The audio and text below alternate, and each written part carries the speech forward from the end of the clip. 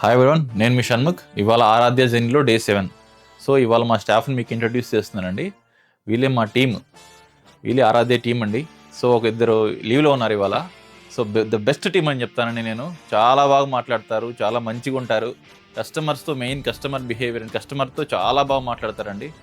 Customer ఏదైనా ఒక మాట అన్నా పాపం పడతారే కానీ తిరిగి మళ్ళీ ఏమనరండి. చాలా బాగా మాట్లాడతారు.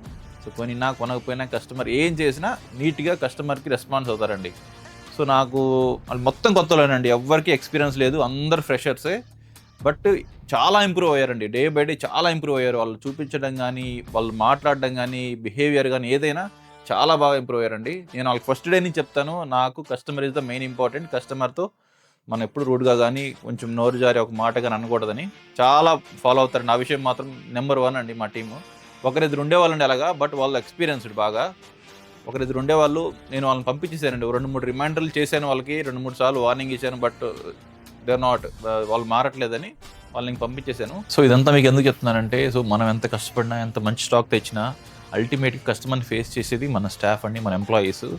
సో మనం వాళ్ళతో ఎలా బిహేవ్ చేస్తున్నాం, వాళ్ళు కస్టమర్తో ఎలా బిహేవ్ చేస్తున్నారు అనేది main important. I'm so happy అండి, వాళ్ళు కస్టమర్స్తో బాగా మాట్లాడతారు. So this is the main important for the business అండి. ఇది బాగలేకపోతే బిజినెస్ బాగోదండి, అది మంచిగా ఉండాలి. థ్యాంక్ యూ సో మచ్ అండి. నెక్స్ట్ వీడియోలో మళ్ళీ కలుద్దాం.